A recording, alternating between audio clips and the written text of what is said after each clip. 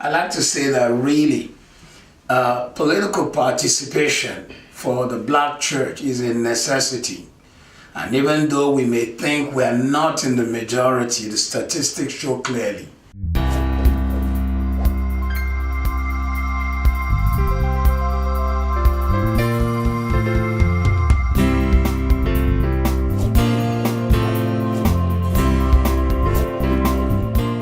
Excellent work. It's concise, it's straight to the point, it's simple, it's clear, and yet it has depth. It challenges a lot of the manifestos that are out there in how effective a document it is.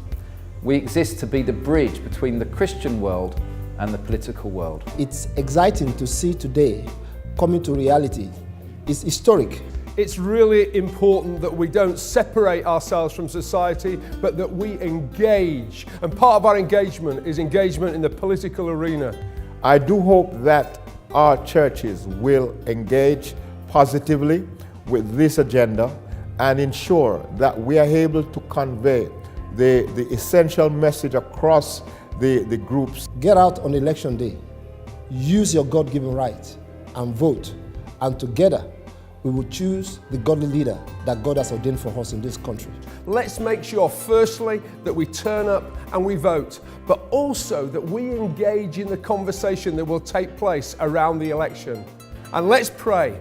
Let's ask God that we see a government that He wants in place, based in 10 Downing Street, for the next 4 or 5 years. With the Conservative Christian Fellowship and the NCLF working together, we can raise up future leaders to change the country for the better. The church has always been a driver of every activity of the community in this nation historically. So I'm totally behind this launch. I'm totally behind what NCLF is trying to do. I'm totally behind mobilizing and galvanizing the community, because the most important thing is to us to move together in unison. The recognition and the assimilation of this manifesto into the political agendas of this nation would help to both enhance the future of this nation, but then also retrieving from the past what made Britain great.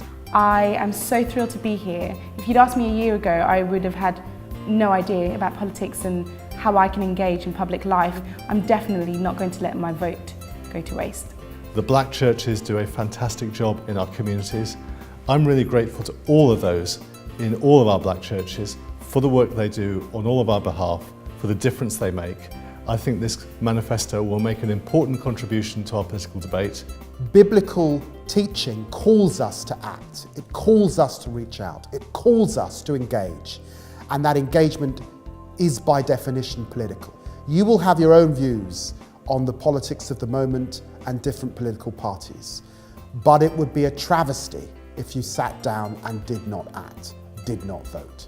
And on behalf of the government, I want to extend my appreciation to all of those who've been involved in drawing up the manifesto and in organising this really important event.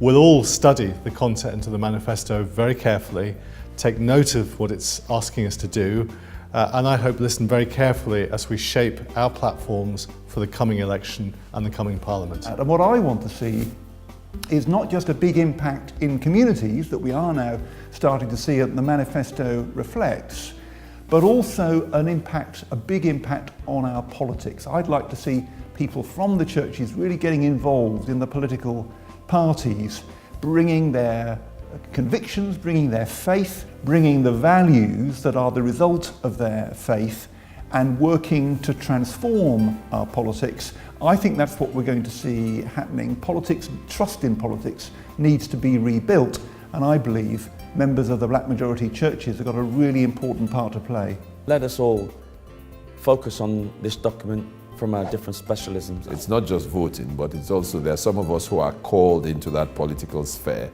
and want to encourage you to stand. I know the work starts now, the rubber hits the road now. I'm up for it. I know there are so many people up for this. Just the beginning of a journey. There's a long road ahead.